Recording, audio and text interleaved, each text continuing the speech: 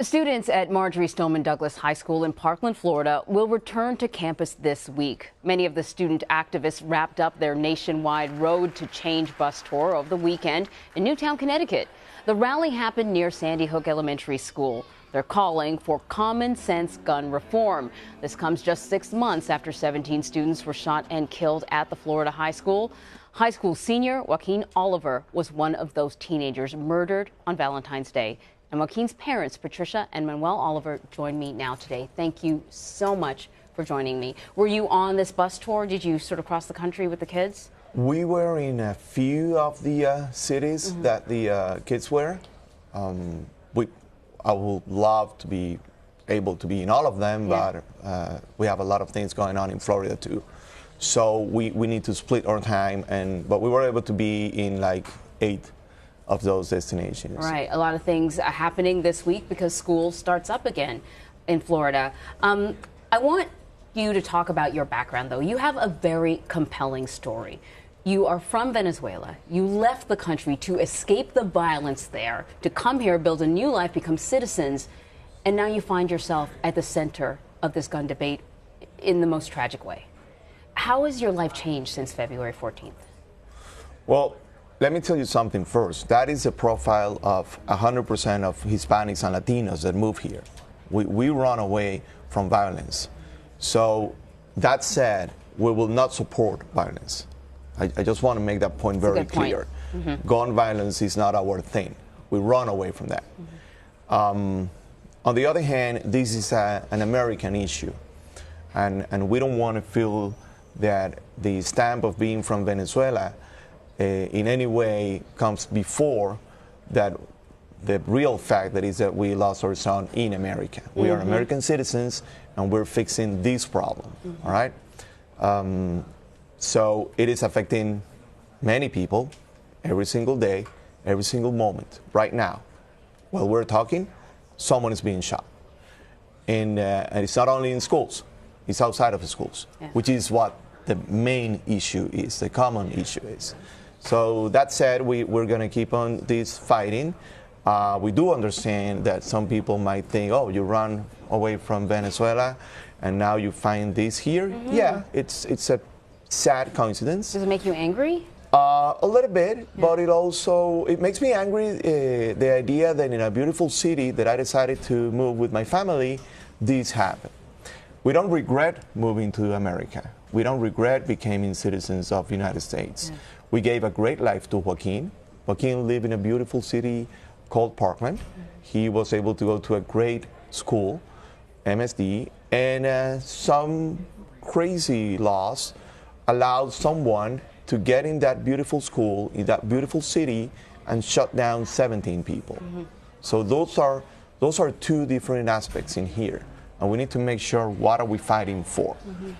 I noticed you said some crazy laws, not focused on the gunman, not the person, the laws. Yes, in our the way we see this, this is a problem that is way beyond the person. This is the easy access to assault weapons and how part of a culture in America behaves that way and supports that kind of situations. So you mentioned that you were at some of the cities with the kids that have been crisscrossing all summer long, keeping this issue at the top of people's minds, because as you know, with the 24-hour news cycle, it's very easy to start talking about something else until there's another shooting.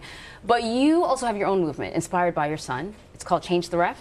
Correct. Can you tell me about it? Yeah, Change the Ref was born right after of what happened in Parkland, February 14th. So we created this organization in order to get awareness of what's going on. So since we founded till today, we'll be learning a lot of things regarding that, because we are in this situation from overnight.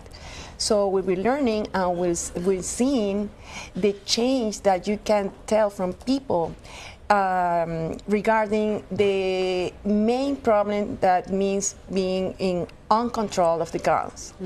So we found this to bring more awareness, to be speaking out loud in every single city that we can be in through Manuel's art that impact a lot of people.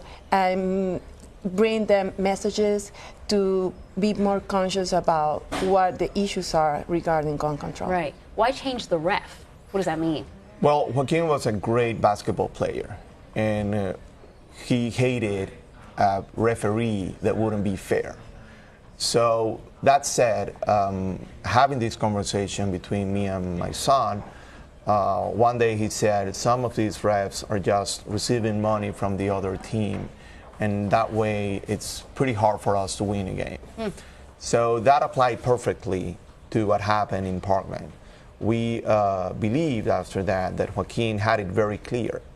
The NRA, it's making sure, acting just like a cartel, right, that politicians have money in their pockets, so they don't move any law, and they will not move forward any bill because they don't need to do that. So it's a matter of knowing the politician as the ref that should make the right calls, and if you're not making the right calls, well, let me tell you something. I have the ability to vote you out, an ability that you don't have with me, because I'm going to stay here forever. You're not going to vote me out. So that's why. Patricia mentioned your art. Art is also sort of playing a role. Can you tell me more about that? Well, art became, it's the only thing that I do well. And I found that it was a good tool to connect with the youth. It came out of, we started doing these walls. Yeah, these murals. And then, yes, these murals, and then they became viral, and then they connect with a lot of kids. They love art. And on the other hand, it's a way to keep Joaquin making statements. It's a real way to keep Joaquin out there with a loud voice. We like to say that Joaquin, more than a victim, is an activist, and we're doing everything that we can to keep it that way. The murals are gorgeous. Thank you. Have you talked to some of these kids as they're working on the murals? What does it mean for them to be participating in something like this? Well, we found out that impacting people is way more effective than convincing people. So when I do these murals, what's the difference? Oh, it's instant. It's a fast track to make you think in another way. Okay. At least for a segment of your time. Right. So you're paying attention to what we're doing. You see me, a father of a victim, painting his son that was murdered in his school, and being able to then put some statements in this drawing. That is already impactful enough. And in addition to that, I usually hammer the walls, simulating the sound of the shots, and it's pretty intense. Yeah, that sounds moving. It's a direct connection from public talking about the kids, because most of them, they are present in the walls are kids.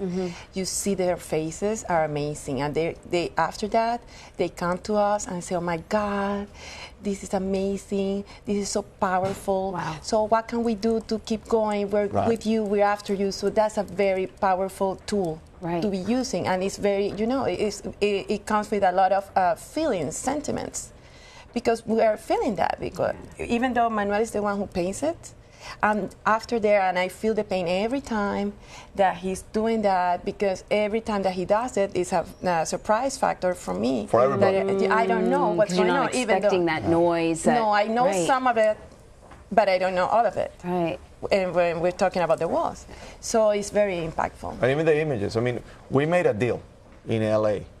I said, "Are you okay by me doing this graphic activism, and I'm going to use Joaquin images, and I'm going to be really clear with what we want as a message." So go for it. Just so you don't mind your son, who you raised, who was a baby, you know him as so many different things. He's going to be remembered for this. Oh yeah, he's becoming a legend. With that. Yeah, that is exactly what I want. Right.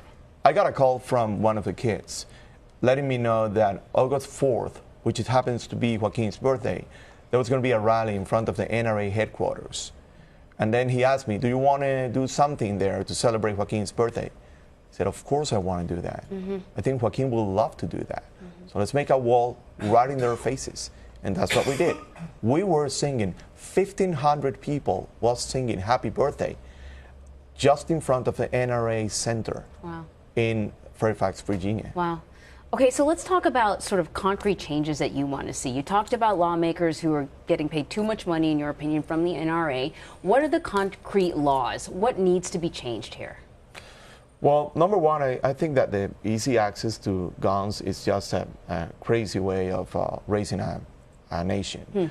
The solutions of arming more people, the argument of a good person with a gun is the only way to defend ourselves from a bad person with a gun, that is just something that we don't accept. Where I come from, the good people had the guns, and guess what? They turn into bad peoples, but they still carry the guns.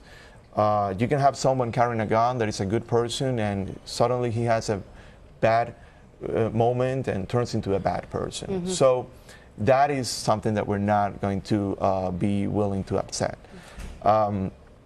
There's a lot of things that need to be changed, not only on the state level, but also the federal level. At this point, some states are doing a lot of things, but guess what? You can just cross the borderline, go and buy some assault rifle right next door, and then come back. So that is another thing that needs to be solved. But the bottom line here is that we have a gun lobby that is making a lot of money manufacturing guns. We have connections with Russia. We listen to things that are really making it even worse every single day. At the end of the day, we are worried about the kids and their lives, and our lives, and your life. That is exactly what we're fighting for. So that needs to be heard really loud so people can start thinking, but wait a minute, it's either this that we're supporting or this. 97% of Americans support non-gun violence laws. 97%, that's a lot. Right. That is a lot. So we need to vote for the right people. I cannot make a decision that is going to change the law, but I could put a lot of pressure on it. And I can point at the right people, which I'm starting doing right now. Yeah. I'm letting people know who I'm voting for. Patricia is letting people know who she's voting for, so you know where we are. Yeah. I mean, we have some credibility. By the way, we paid a big price to earn that credibility. So, and now we need to use it. Patricia, Manuel, thank you so much. I am blown away by your strength, and I wish you luck. Thank you so much. Thank you.